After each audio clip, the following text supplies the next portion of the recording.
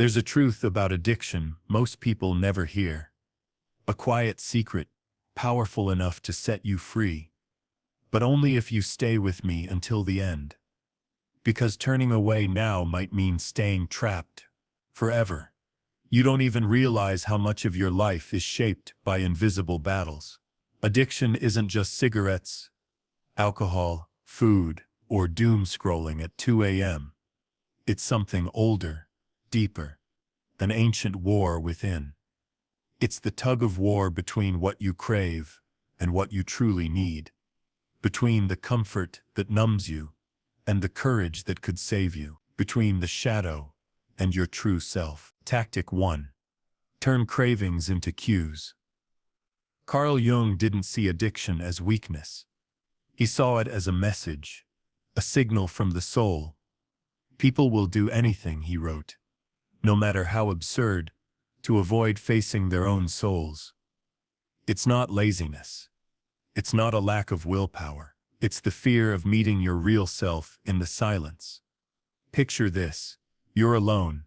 The world sleeps. And suddenly, the itch, that quiet pull towards something, anything, that promises to take the edge off the pain. You already know it won't last. But in that moment, all you want is relief. So you light the cigarette. You open the app. You pour the drink. You disappear, just for a little while, trying to forget what you don't want to feel. And then, the crash. The shame. The silent vow. Never again. The haunting question. Why do I keep doing this, even when I know exactly how it ends? Most people see cravings as enemies, monsters to be battled or buried. But Jung flipped the story. He saw every urge, every addiction, as a messenger. A truth your conscious mind has refused to hear. Think about it. If you felt whole, content, at peace, what would you need to numb?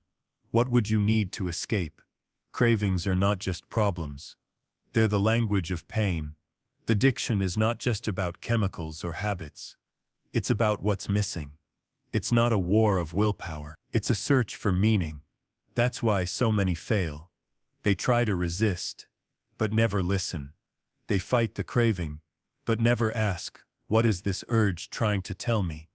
What part of me have I locked away in the basement, hoping it would disappear? In Jung's world, that locked away part is called the shadow. Everything you've rejected, everything you're ashamed of, everything you pretend doesn't exist.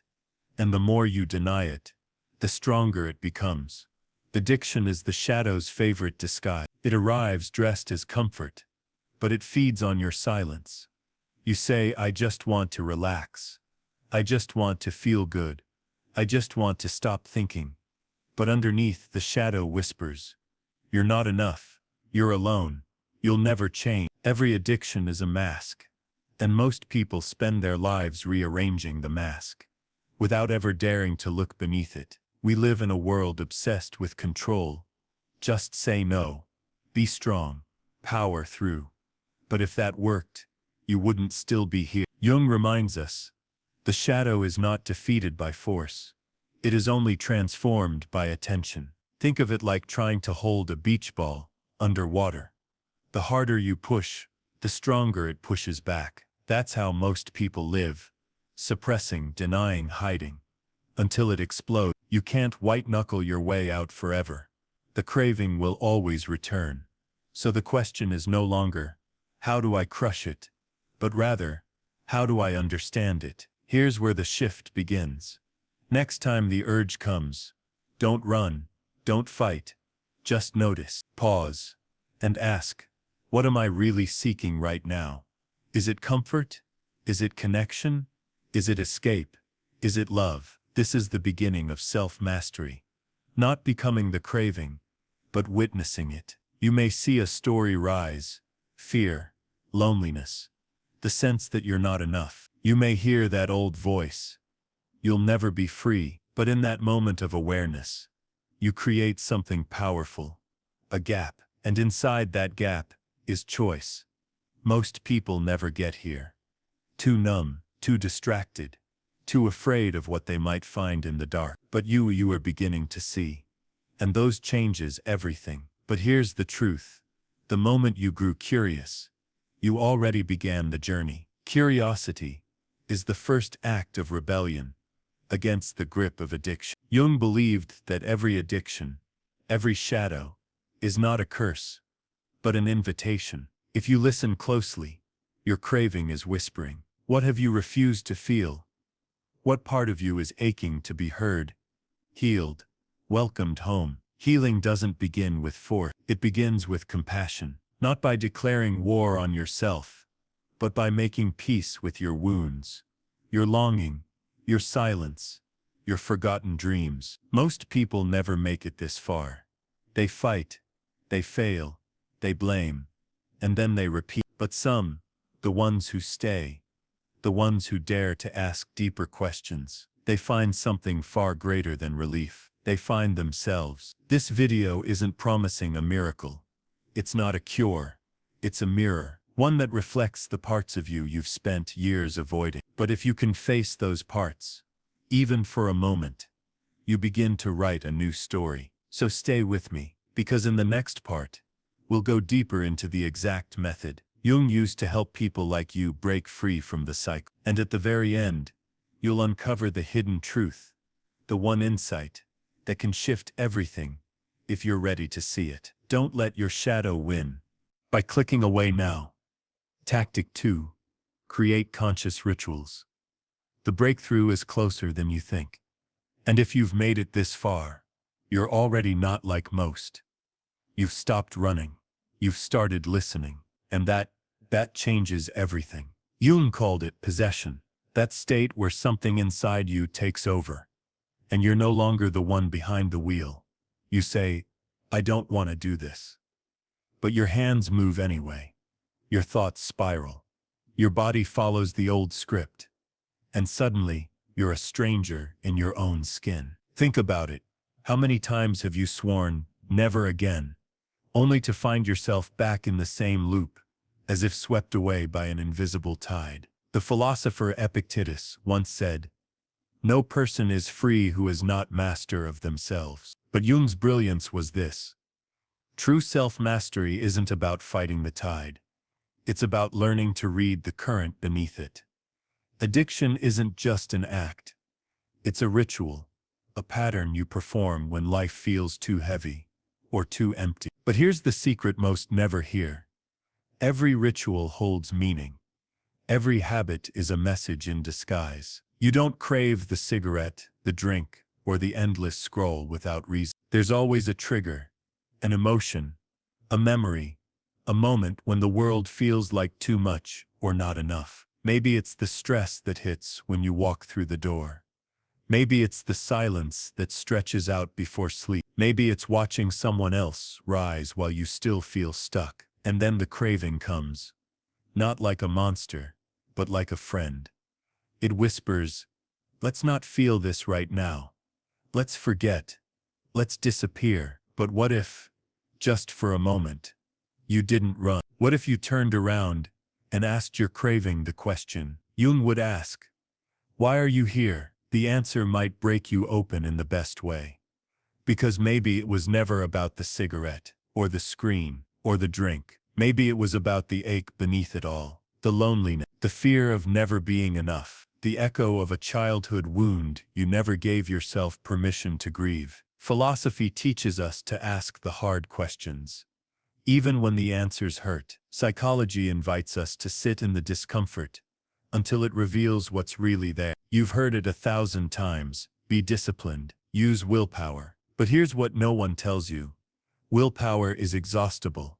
It runs out, like a battery. And when it does, you fall back into the arms of the ritual, unless you've learned to listen instead of fight. Every time you resist, you draw from a well, a reservoir of willpower that eventually runs dry. When you're tired, stressed, overwhelmed, the well empties, and like clockwork, the old pattern returns. Jung once compared the unconscious to a vast ocean. Your conscious will, a small fragile boat. If all you do is row harder, you'll exhaust yourself and drift in circles. But if you learn to read the waves, to sense the storm before it hits. You can move through it with far less struggle. This is the real art.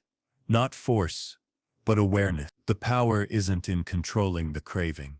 It's in understanding it, noticing your patterns without judgment, seeing the urge not as failure, but as information, a signal, a message, a clue about what's missing, what still aches, what you truly long for. Jung believed in the magic of naming, because what you can name, you can tame. So next time the urge rises, don't tighten, don't numb, just pause and name it. This is anxiety.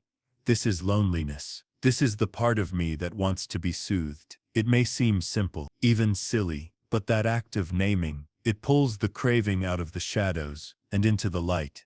And the more clearly you see it, the less power it holds. When you can say, I know why you're here, you change the story. This is where psychology and philosophy meet. The goal isn't to destroy the craving. It's to integrate the part of you that's been crying out through it. Tactic 3. Name and breathe through discomfort. Jung wrote, the most terrifying thing is to accept oneself completely. But that's where healing begins. To see the craving not as a demon, but as a voice, a wounded voice, asking to be heard. That's real courage. That's the start of transformation. So how do you do this? Begin with honesty. Radical, gentle honesty. When the urge rises, don't distract yourself. Don't shame yourself. Instead ask, what am I avoiding? What pain haven't I allowed myself to feel? What dream did I bury long ago? And maybe what comes is fear. Maybe it's grief. Or a deep burning anger. That's okay. That's exactly where the healing lives. Most people turn back here. They say it's too much. They go back to the loop. Back to the comfort. Back to forgetting. But not you. You're still here. And that means something is waking up. But every time you face your shadow, you reclaim a little more of your power. Freedom doesn't arrive all at once. It doesn't come with fireworks or grand declarations. It comes quietly, in moments of awareness, in seconds of stillness, in the soft courage of simply noticing. Every time you meet a craving with curiosity instead of shame, you loosen the chain. Every time you ask, why are you here? You rewrite the script. You move, inch by inch, from reaction to reflection. Philosophy teaches us to stay, to endure the discomfort of not knowing, to sit in the dark and trust that something new will emerge. Jung's psychology is a path of patience. Real change isn't a lightning strike. It's a garden, and every honest question, every act of awareness, plants another seed. As you stop running, as you resist the urge to numb or distract, you begin to hear a different voice inside, a wiser voice, one that doesn't shout or scold. It simply says, I see you. I know you're hurting, but you don't have to escape anymore. You can stay. This is the beginning of self-trust, the root of real transformation. This is what Jung called individuation, the slow, beautiful process of becoming whole, not by cutting away your broken parts, but by welcoming them back home. Most will never know this feeling. They'll spend a lifetime chasing relief and missing the message. But you, by staying, by listening, you're walking the path few ever find, the path toward wholeness. You might not feel free yet. That's okay. Freedom is not a destination. It's a process, the result of 1,000 small acts of courage, 1,000 quiet moments, when you choose to turn toward your pain, not away. And now, the journey continues. In the next part, you'll learn the final step, how to turn the energy of craving into fuel for transformation, not self-destruction. You'll discover the truth Jung reserved for his bravest students, a truth so powerful, it can turn addiction into a teacher,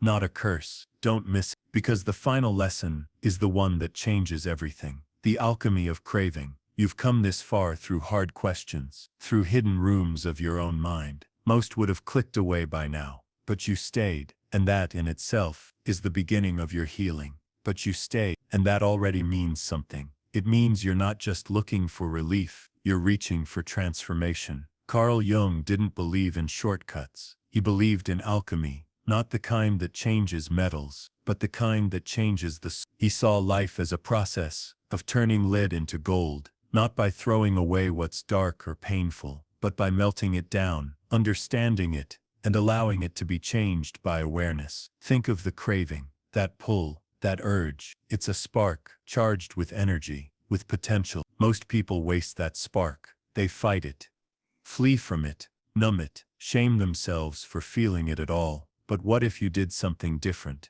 What if, instead of extinguishing the spark, you used? The ancient alchemists believed that even poison could be transformed into medicine if you knew the secret. Jung believed the same. He saw your craving, your addiction, as the raw material from which your truest self could be forged, turning poison into power. And it starts with a single shift in attitude. Instead of asking, "How do I get rid of this feeling?" ask, "What can I learn from it? How can I use its energy?" Because craving is energy. It's your psyche's way of saying something is missing, something must move. So when the urge comes, don't waste it. Channel it. If you crave a cigarette, pause and take a deep conscious breath. If you want to scroll for hours, stand up and move your body. If the ache rises in silence, write it down. Even if it's just a single honest sentence. Right now, I feel alone. That is the difference between unconscious repetition and conscious transformation. You may not be able to stop the urge from rising, but you can choose what you do with it. And over time, that choice rewires you. It reshapes your relationship with yourself. Jung observed something profound. People who truly healed from addiction didn't just quit the habit. They found something deeper, a new purpose, a new voice, a new way of being in the world. Because when you stop running from the craving and start listening to it, you begin to understand it was never just a craving. It was a call to return to yourself, a call to become whole, a call to rise from the ashes of who you've been into who you could become. This is the alchemy of craving, not to destroy it, but to be transformed by it. And if you've made it this far, you already hold the key. Tactic 4. Shadow work practice. Now the question is, what will you do with the fire? They didn't just quit. They replaced one ritual with another, one pattern with something more meaningful. And that's what you're here to do. You need new rituals, new ways to use the energy that once fed your craving. If you always reached for your habit in moments of stress, pause. Feel the ground beneath your feet. Let it hold you. Let it remind you, you're here, you're safe, you can choose. If your mind used to spin at night, and you numbed it to sleep, try this instead. Write down the one truth you're most afraid to say out loud. Give your silence a voice, even if it trembles. If discomfort makes you want to run, stop.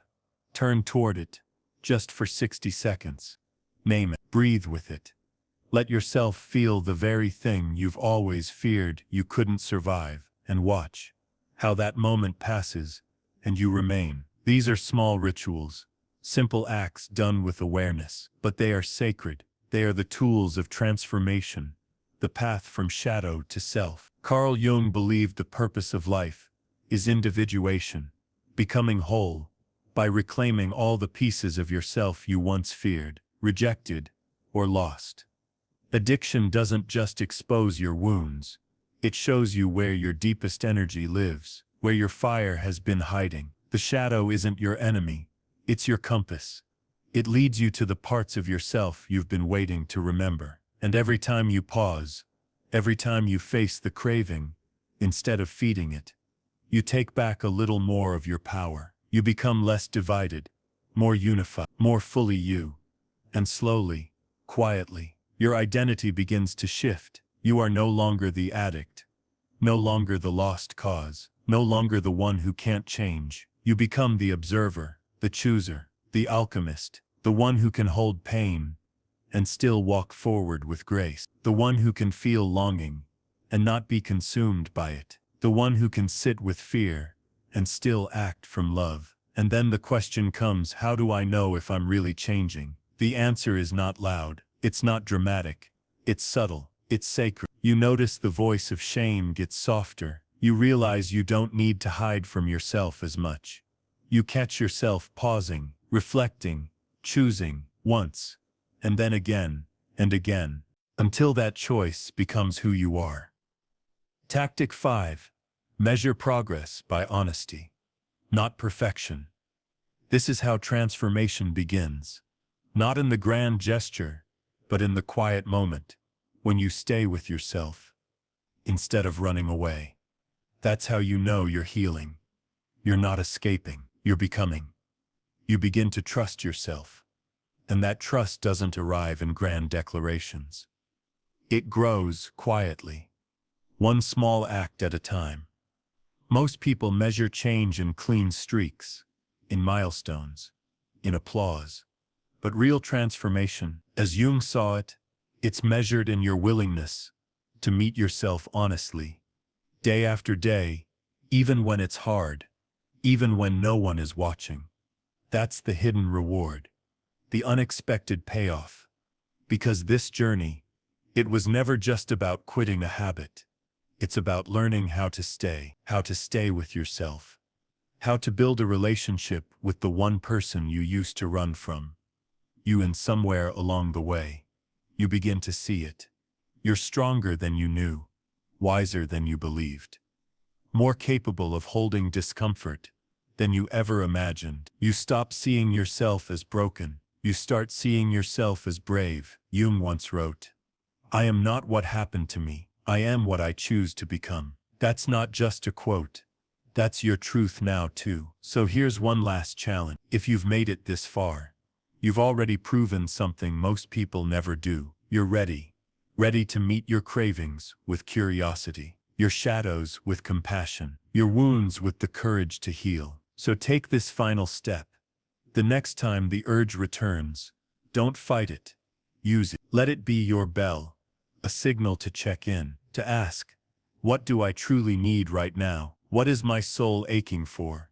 Connection, truth, meaning, rest. Then find one small, honest way to offer it to yourself. Each time you do, you weaken the old pattern and strengthen something sacred and new. Addiction will whisper that you're stuck, that you'll never change, that you'll always fall back. That is the lie. The truth is this: you are already changing. Every single act of awareness is a victory. You don't need to be perfect. You just need to keep showing up. And if you're still here, you're not just watching, you're healing, you're becoming, you're doing the work most people avoid for a lifetime. Hold on to that, because the freedom you seek, it's been here all along waiting for you. Just beneath the craving, just behind the fear, just beneath the shadow. And now that you've touched it, you'll never let addiction win again. Not after this.